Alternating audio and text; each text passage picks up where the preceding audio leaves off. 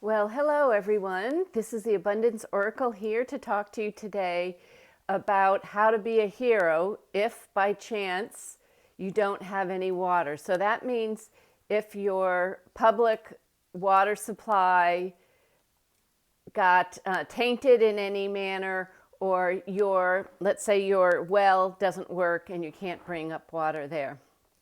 So what are the things that are going to be affected if something happens to the public water supply and they have to turn it off, or your private supply and you can't get to it? Well, the things that aren't going to work is one, toilet, your showers. You can't make your showers work. It'll be hard to cook. You'll need water to drink. You won't be able to do the laundry. And you may not care if you do all the laundry, but eventually, let's say it's off a week or two. Look at what happened in North Carolina and parts of Tennessee.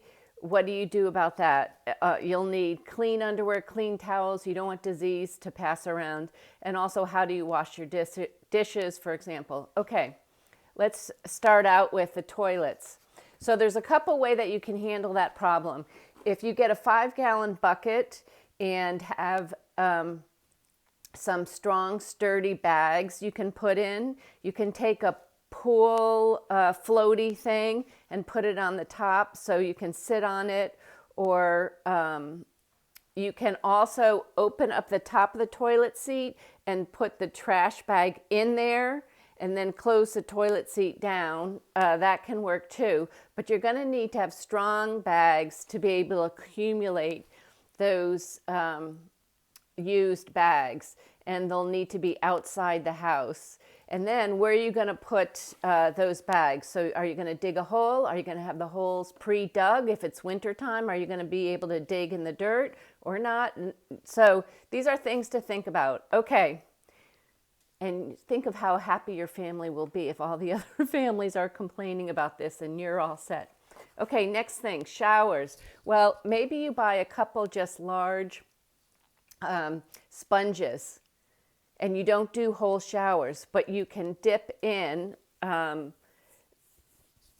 Okay, so now you're going to say, how am I going to get water to dip in, Carol? Well, there's a couple ways you can do it.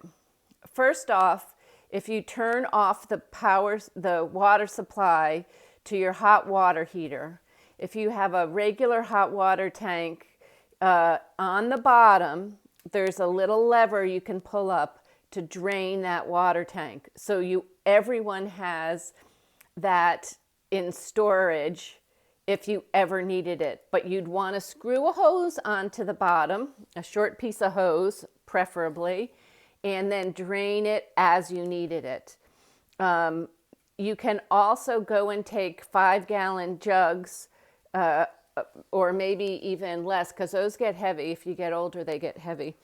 Or you can save your plastic water gallons, and you could take that into your pond, or into a little stream nearby or something like that. Or if you are able to use your library's water supply, for example. So our library is very good. It's hooked up with generator and all these other things in case there's an emergency. But you should find out about that and think about that. Okay, next thing is, once you get that water, how are you going to cart it around? Let's say you get it from a pond nearby and it's a big 5-gallon drum or larger. How are you going to cart that around? Do you have a way to put it on a bicycle, maybe to walk the bicycle? Do you have a way to bring a wagon around? How are you going to carry it? You got a strong husband maybe that can carry something like that? So you bring that back. That can give you water for the shower. You're dipping it in. I would be careful which water you use for what. So you don't need the most perfect water for a sponge bath. But if you're drinking it and consuming it or cooking your food with it, you need to run it through a strainer first to get any particles or pieces of leaves or whatever it is.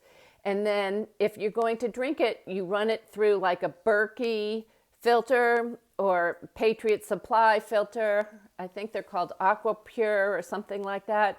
A water straw, which I think is mostly for individuals, and drinking directly into the water that's not so pure. I've seen really them drink what looks like almost muddy but colored water, not good, and it comes out on the other side and it's been tested and it's pure enough to drink. So you should have at least some way to handle the water supply if something goes wrong. I once watched a movie by this gentleman who was in Syria, and he goes through a lot of this stuff, and they never thought they would have war, and here they were, a normal family, trying to figure all this stuff out. And you know what? In the United States, we never think it's going to come here. But yet I hear about car-sized drones over California, over New York City, over New Jersey, over Connecticut. And then somebody told me today Utah had some. So you need to maybe start thinking about some things that sounded crazy 10 years ago, but today and what's going on in the world may not be so crazy. Better to be prepared and not need it than need it and not be prepared. Okay, there's also things called water bob. So water bob, and this my friend told me about, is like a big plastic container with a spout on the end that you attached to your bathtub spout, and it fills up the whole bathtub, but it's in plastic to keep it clean. So that would be a lot of water right there and then. So think about buying one of those. He said it was like $10 or $20, something, not a lot of money. Okay.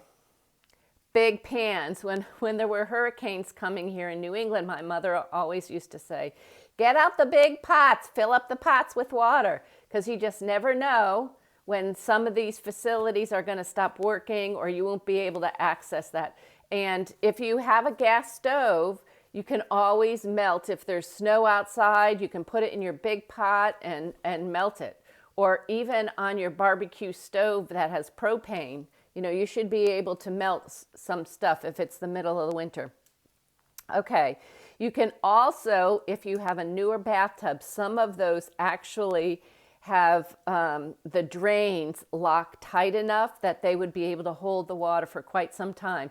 Mine is an old 1914 bathtub, and it is now no longer tight, so mine won't work. Okay, if you have swimming pools, it's just like the ponds. I know it has chemicals in it, but if you have those filter things, I'm trying to think of, there's always people on YouTube trying to sell those filters, and you might just want to get one of those for your drinking water.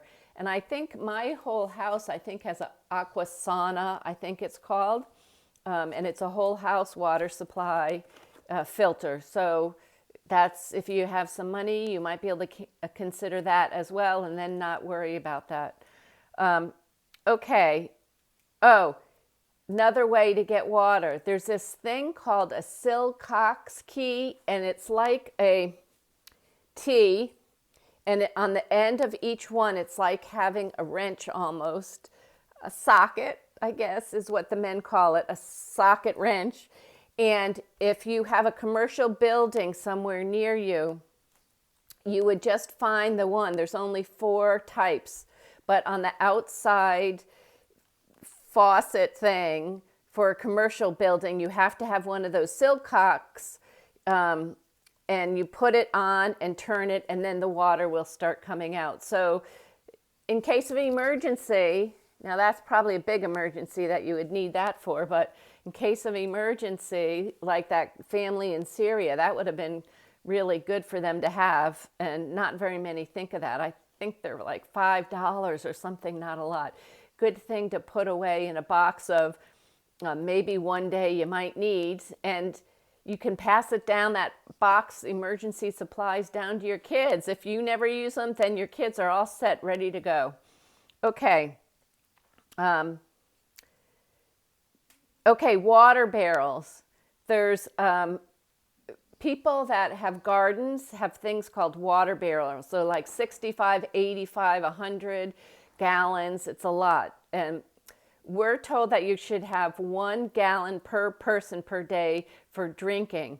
Now, I don't know about you, but I would like to take a shower. If my water's off for 3 days or 5 days, well, if you want to be near me, you better let me have a sponge bath.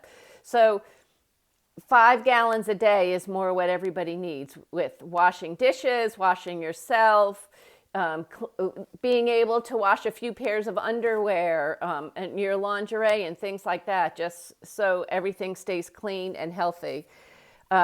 So if you have a garden, you can look in gardening books and magazines and things like that and get a rain barrel. Our town has rain barrels for sale. They're the big blue ones, so they're not so pretty like you would get from a gardening center, but they're only $65. So you can go get those. If you're very clever, you can go to a place that has large food grade, big square, those white see-through things that they use it a lot. Some of the hotels and other places might even give it to you, or you hand the guy $20. They don't care because it's just going back to the manufacturer and refilling anyway. So think of ways, think of your budget. There's always ways to get things accomplished. You don't need to worry about, is there a way? The answer is yes, there's a way. You just need to speak with someone or be around people that know how to do unique solutions instead of the standardized spend money and make solutions. Okay. I saw this gentleman, Southern Prepper. I watch him every once in a while. He's like a prepper guy, you know, trying to get ready for emergencies. And he had a split rail fence, and he took a tarp and attached it like side to side onto the fence, and then came down the 2 other corners he made attached together, and it made like a little spout, and he put the end of that tarp into a 5-gallon bucket. And as it rained onto the tarp, all the water came down and collected in the bucket. So, and it's also pretty clean because he used a brand new tarp. But it's an idea. So think about that. All right, let me just switch over my notes. I always want to make notes so I don't forget. Okay, now the other thing that's just to keep in your mind is if there was some reason why the water supply in your town, in a pond or a lake or whatever, wasn't working, but you had one of those big, huge containers that are up high, that holds water, I don't know what you call it, a water tower or something like that. Those can usually, because they're elevated and gravity feeds down, those can usually last for town water supply and get it to you clean, unless your pipes to your house have been damaged or something. And they usually have 2 to 3 days worth of water. So once you find out there's a problem with water or getting water, you immediately should see if it's affecting the water that's getting to your house right away, or is it in the reservoir? And if so, are you getting water from the water tower? Because then I would immediately fill up everything you can and be able to have backup water supply, and save maybe perhaps your water heater water, because that's pretty clean water. And if you turn off your main water supply to your house, that will stay in the water heater container. Alrighty, I think that's it for now. I know I spoke much longer than I expected to speak, but be a hero when the water is no longer flowing free and clear, like when they had the hurricane in Tennessee and Carolina. So just a little thought, better be prepared and not need it than need it and not be prepared. This is the Abundance Oracle. Please come back and listen again. I would really appreciate if you subscribe to the channel. All right, have a great day. Bye-bye.